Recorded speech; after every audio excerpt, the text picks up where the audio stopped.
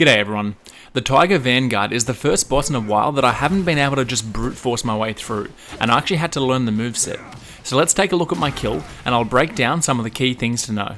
This boss has a fast attack tempo, so my general strategy was to use 3 light attacks before backing up every time. I found that trying to get the 4th and 5th was too inconsistent and I'd nearly always get punished. As you saw, I just used my first 2 spells. I do recommend using them early just to get them on cooldown, as well as get a bit of early damage out. Now when the boss turns to stone, standing upright like this, the boss will deflect your next attack and retaliate. However, if you don't hit him, he just does nothing. So when you see this one come out, just wait a moment. Heal up if you need to in that time. Now as you can see, I'm playing kind of defensively and waiting for him to initiate. Now when the boss takes this stance and grabs the hilt of his sword while it's still in its sheath, he's about to do a very fast lunging slash. Nearly immediately after you see this, you need to dodge forward once into him.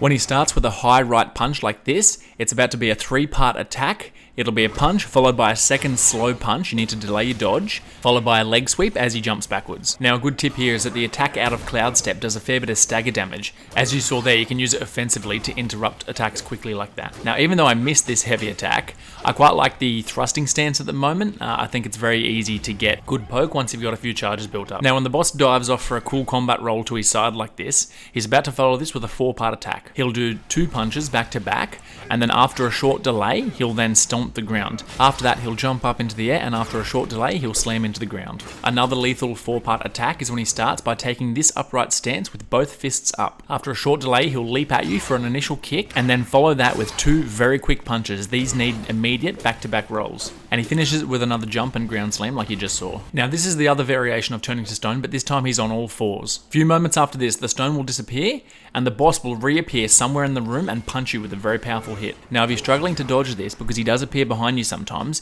you need to listen out for the little high pitched noise and then dodge nearly immediately after that. Let's see it again, and I'll turn the sound up this time.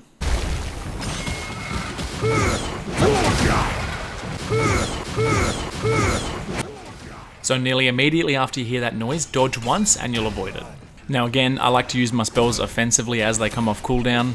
One thing to note about the immobilization spell I've noticed is that the enemy will continue doing whatever it was doing when it gets frozen. Sounds obvious, right? But at first, I thought it might actually interrupt their sequences or combos, but it doesn't. So a consideration for using it is to use your freeze after you've just staggered them with either a heavy attack or your Cloud Step attack, which means you'll have that moment longer after they come out of a freeze while they're still staggering, and you can get off a full 5 light attack combo. Now when you get all your focus points charged up, don't be afraid to use your next heavy attack very offensively. The fully charged heavy attacks seem to interrupt most enemy combos and sequences, so you can use it very offensively as you get it. You can see I'm still playing pretty defensively, in between combos waiting for the enemy to initiate with combos that I'll recognize. Now if you do hit him when he activates the stone stance very quickly, he'll retaliate with a single big punch with his left hand. Don't dodge too early, it's fairly delayed. As you can see, in between major combos, I'm still sticking to that 3 light attack combo and then backing up. When he shoulder charges at you like this, it's going to be a single leap and slam, pretty easy to see coming and easy to dodge with a single roll.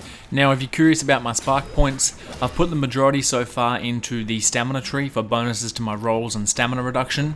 It also gives you a nice little bit of damage for free when you get the perfect rolls, which I do get a few of. Every combo, maybe 1, maybe 2, sometimes 3 perfect rolls in a single combo, so it's just free damage. I've put a few points into the martial tree for light attacks as well. It is most of what I do, so it's worth putting a few points into them just to boost those light attacks up. And as I mentioned earlier, I'm using primarily the thrust stance at the moment, just because I really quite like the heavy attacks reaching them from afar, as well as the tactical retreat during light attack combos I find quite useful. Now there is one other combo I want to show you here that I just didn't happen to see in this fight, so we'll show you it from another clip. When the boss starts with a little twirl into a kick with his right foot like this, it's another dangerous 4-part combo using his sword this time. After the first kick, he'll draw his sword and follow it with 2 quick slashes, and then after a delay while he does a fake turn, he'll then slash a 4th time. Be careful for that delayed one.